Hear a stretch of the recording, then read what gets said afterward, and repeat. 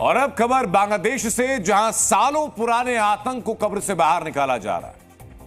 बांग्लादेश में भारत के खिलाफ साजिश करने वाले 2 आतंकियों पर यूनुस सरकार मेहरबान हो गई। इन आतंकियों की पूरी हिस्ट्री शीट में आज आपको दिखाने जा रहा हूं, लेकिन उसके पहले आपको एक ऐसी तस्वीर में दिखाता हूं जो आपको बताएगी कि बांग्लादेश में फिलिस्तीन जैसी आतंकी विचारधारा की एंट्री हो चुकी है। यह तस्वीर जरा देखिए। जो आप देख रहे हैं तस्वीर, यह बांग्लादेश के जैसौर में जामिया मिलिया इस्लामिया मदरसे की है। अगर आप मन से बोलते हुए एक शख्स को गौर से देखेंगे तो आपको हमास की अल कसास ब्रिगेड का प्रवक्ता अबू उबैदा का चेहरा याद आएगा। अबू उबैदा की तरह ही इस शख्स ने चेहरे पर कपड़ा बांधा है।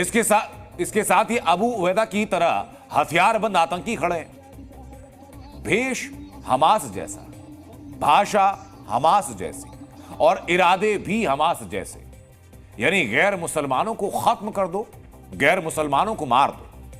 न सिर्फ बांग्लादेश के समाज बल्कि बांग्लादेशी सिस्टम और सरकार में ऐसे तत्व एक्टिव हैं और इसी आतंकी सोच का एक नया सबूत सामने आया है, जब भारत विरोधी साजिश करने वाले 2 आतंकियों के सिर पर यूनुस सरकार ने अपना वरद हस्त रख दिया है।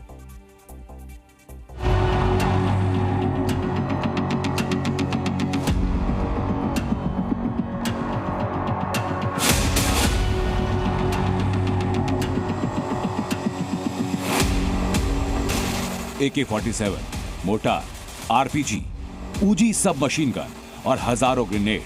तस्वीरें आज से 20 साल पहले की, जब बांग्लादेश के चटगांव में हथियारों का बड़ा जखीरा मिला। इस घटना के बाद हर कोई चौंक गया।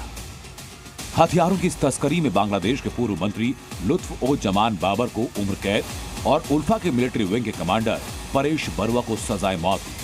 लेकिन मोहम्मद यूनुस की सरकार आई तो फैसला पलट दिया गया।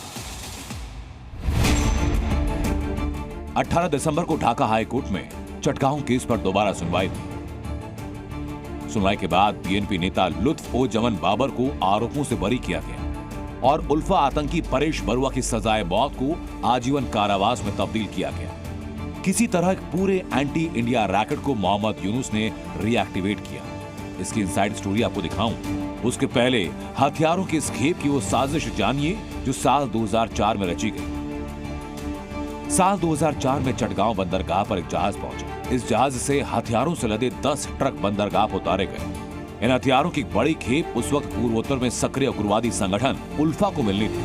उल्फा के साथ कुछ और संगठनों को हथियार दिए जाने थे। उस वक्त ये मामला सामने आया।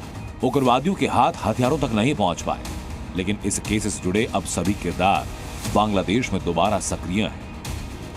बीएनपी के नेता को बरी कर दिया गया और उसकी नेता खालिदा जिया से सारे मुकदमे वापस ले लिए गए। इस केस में दूसरा आरोपी जमात इस्लामी था।